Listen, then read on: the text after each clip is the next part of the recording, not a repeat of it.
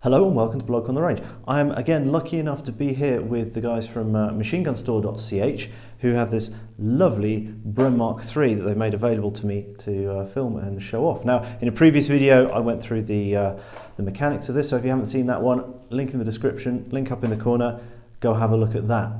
Now, what we're going to talk about today is a bit of BREN doctrine, particularly on how the British soldiers were taught to shoot the BREN compared to the rifle, because it's actually very, very different. Now, contrary to internet legend, the BREN gun was actually the main firepower of an infantry section. And an infantry section, officially on paper, varied between 8 and 10, 11 men, was divided into a BREN gun group of 2 to 3, normally 3, and then a rifle group which had the section commander who had a submachine gun, Thompson or later a Sten, and everyone else. Now, the training pamphlets are quite insistent that the BREN was the main firepower of the section, that everyone would be trained in its use. It was not treated like a specialist weapon like the BAR in American service. Now, just to give an idea of actually how important this was, in the 1942 range courses during the war, which were fired at least once a year, there were about 50 to 55 rounds on the rifle, depending on how much zeroing had to be done, and there were 100 rounds on the BREN for every infantryman. The idea was that if there's one man left standing in the section and there's ammo remaining, he's got this. There were BREN proficiency badges for people trained further in it, particularly for use on the tripod for firing on fixed lines at night and in fog and things like that. But in the light roll, everybody in the section was trained to use the BREN. And in fact, the ammunition allocation, early war, it was every rifleman had 2 BREN gun mags in his left universal pouch, and then in the right he had grenades, other stuff. 50 rounds for his own rifle. Late war, he had that plus a further 50 rounds in a bandolier on chargers, not for his own rifle, but for refilling BREN magazines. And this is something that's often entirely missed in these kinds of discussions. The Germans, on the other hand, concentrated all their ammunition in the gun group, which was 3 men. The number 1 on the gun, who carried it and fired it. The number 2, who was so embuggered with ammunition that he didn't even get a rifle, he had a pistol. And the number 3, who had a rifle and was also embuggered with canisters of ammunition. One of the advantages of magazines, okay, you've got to change them more often, but you can distribute them throughout the whole section, and that's what the Brits did. Everybody carried magazines with them, and they got to and from the gun in utility pouches, which are not often seen. There were 2 of them in a section. I've only got 1 set at the moment. What I'm hoping to do in a later video is get some people together in a whole pile of magazines, and we'll play. We'll do a dry run of what the job of the number 2 was, and it was basically, according to the late war philosophy. Let's just go back a bit. The early war philosophy had guys walking with the gun at the trail, no mag on, and the first thing they'd do in a contact is prepare the gun to fire, take a magazine from a pouch, load it and crack on. Late war, the number 1 had 1 mag on the gun, 4 in his pouches, which is about 5 kilos. It's a significant weight. The number 2 had 4 mags, which he carried in utility pouches over his shoulder or around his neck. And coming into action, the number 1 would start with the magazine on the gun, and he'd try and keep at least 2 of his own in reserve, but the number 2 would dump his 4 mags off to the right of the gunner so he had access to them, would grab the second set of pouches, which was either being carried by the gun group commander or by the gunner, depending on how big the gun group was. I mean, a section was the smallest unit that could fight on its own, be self-supporting and do fire and manoeuvre, and the smallest number of men that could work like this was 5, which was a gun group of 2 and a rifle group of 3, which is actually kind of small. So anyway, he would be running backwards and forwards in attack. These will hold 6 magazines, 3 in each, but that's far too much weight. So according to the pamphlets, men were not to carry more than 4 magazines for anything other than a really short distance. I imagine people did fill them up, but they're already pretty heavy just with 4 in. And when we were shooting, and we had the opportunity to shoot this, and I'll insert some shooting footage at convenient points, I filled 4 mags up on them, 28 rounds each, put it around my neck in the way that they... you sometimes see them, you often see them carried like this, around the neck. It was substantially heavy. So, that's a bit of doctrine. What I'm going to do first is just put the BREN off to one side. I'm going to get down behind the rifle and show how the rifle was taught to be shot. So the rifle shooting position they taught was very angled and with the elbows quite splayed. And if you could bring the camera up and show it from above. This is a very unmodern position. These days we'd shoot more like this, straighter behind the rifle, and that was only ever encouraged for people who struggled to work the bolt without hitting themselves in the face. But the elbows were more straight. Nowadays we try and get the left elbow more under the rifle. Back in the day they were teaching like this.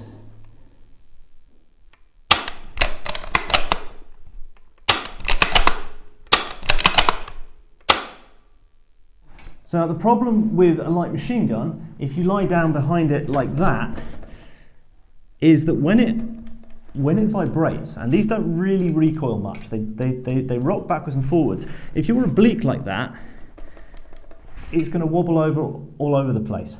And this was a mistake I made the first couple of times I shot these things, and I was wondering, why is the front sight jumping all over? Even just firing the first round, the front sight was nowhere near where it was supposed to be when the gun actually went bang. Luckily, last time I actually bothered to read the pamphlet, and they taught something totally different, which was to get right down behind the gun, feet together, and even to dig your toes in. And if you show this from above, you can see it's a very, very inline position. Now, with a rifle, you kind of bring the rifle to you. Here, you plant the gun where you want it to be, so the bipod's not particularly pushed one way or the other, and you bring yourself to it. It's the opposite way around. And then, when you fire it, it doesn't go wandering around all over the place, which was a real revelation to me when I actually tried it. So if you're behind it like this, you push yourself into it. You don't pull the gun back into you. You push yourself into it, hold it, and then even with that amount of movement, it's still roughly where it should be once it goes bang. Now the position of the left hand was over the top of the wrist of the butt there, and you put your face on it or behind it. And then again, if we look closely when it goes off, I'm picking a point on the wall. Even though there's that great big schlullup of recoil from the working parts, the gun will then just rock, daka daka daka daka daka like that. And the allegation that the BREN's too accurate, it was recognised that it was accurate. The training was sort of, we want to exploit this. In a single shot, they were taught to fire a single shot whenever it was appropriate to save ammunition, because there's only a limited number of magazines in the section, and it also hides the fact that you've got an automatic weapon, as long as you don't do 30 rounds of bang, bang, bang, bang, bang, which kind of gives the game away. But if you shoot a bit irregularly, you're less of a mortar and enemy machine gun magnet.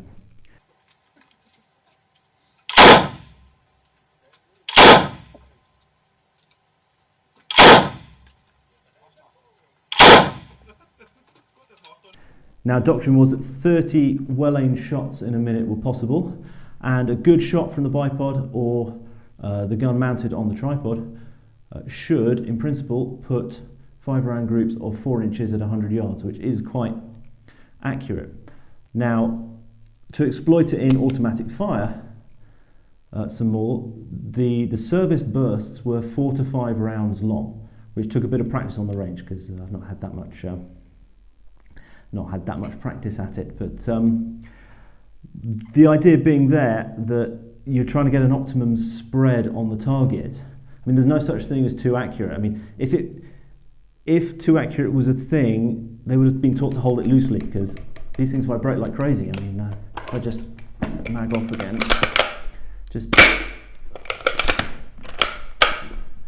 if I just hold it loosely like that, there's loads of vibration, absolutely tons of vibration that you could manipulate. But 4 to 5 rounds produce what they consider to be an optimal spread. When employing automatic fire, as here, it is best to fire it in bursts of 4 or 5 rounds. The necessary volume of fire is thereby produced, accuracy can be maintained, and excessive expenditure of ammunition is avoided. The normal rate of fire is about a magazine a minute, and it is important to remember that there are only 24 magazines in the section. And that works out at one 4 to 5 round burst every 10 seconds or so on average. And they're actually quite insistent that people just don't rely on the spread, that they did have to aim properly.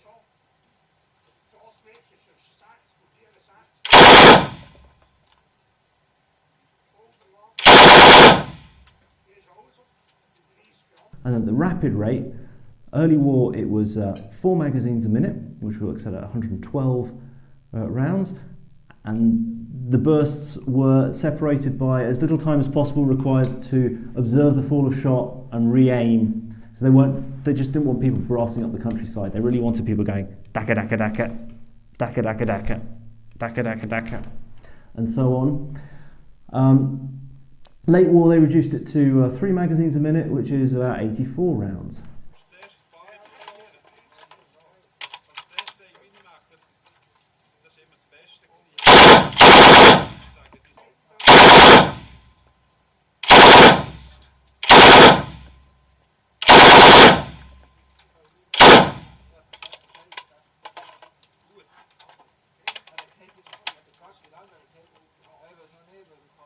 And when you're operating on your own, it's quite easy.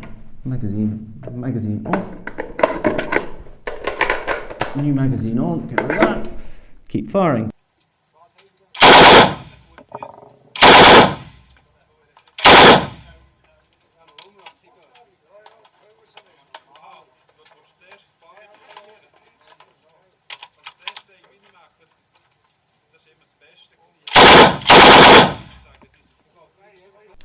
And so on.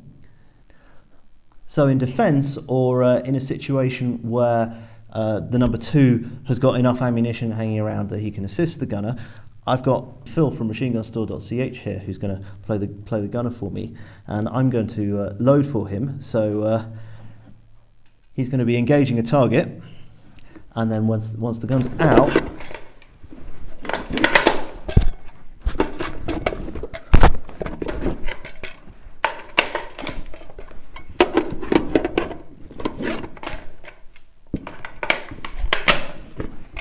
he's going very fast here.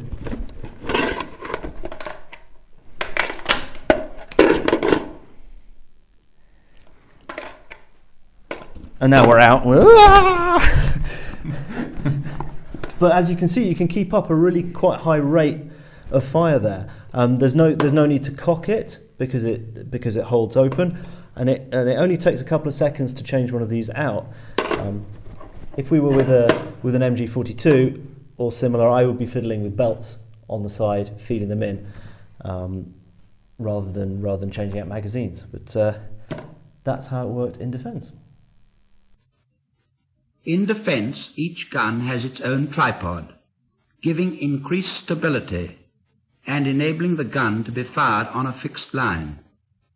In defence also, the gunner has an assistant to help him. Now, as I mentioned, in early war training films, you see the BREN gunners walking up like this, and then they'd have to get into action by coming down, cover, pouch, like that. Whereas late war, they were ready to go. Now, the other thing that changes is that there's a very interesting training video, which is Platoon in the Attack, and I'll put a link to it in the description below. When they get to the end of the platoon attack, where they're going in with the bayonet, they hold the BREN gunners back because they say, well, the BREN gun's no use in the assault. Thompson machine guns are well forward, and the BRENs, which cannot really take part in the assault, are following up slightly in rear, ready to cover the reorganization or to come into action should there be any check. Late war, that changed. Late war,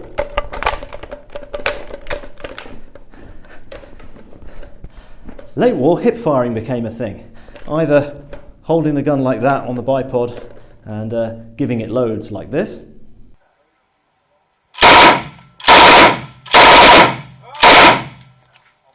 or alternatively they'd fold out the side handle there, which was traditionally intended for anti-aircraft use on the tripod, and they'd give it loads like this.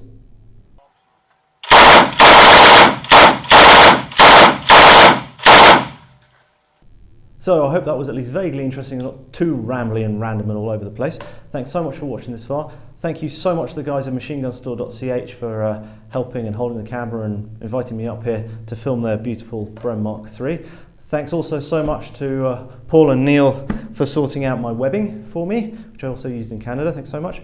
Thank you so much to our patrons who have helped contribute to the ammunition you saw get expended in this video. And if you haven't already become a patron, please consider doing so. We're very grateful for all support you can give us, and see you again sometime. Bye.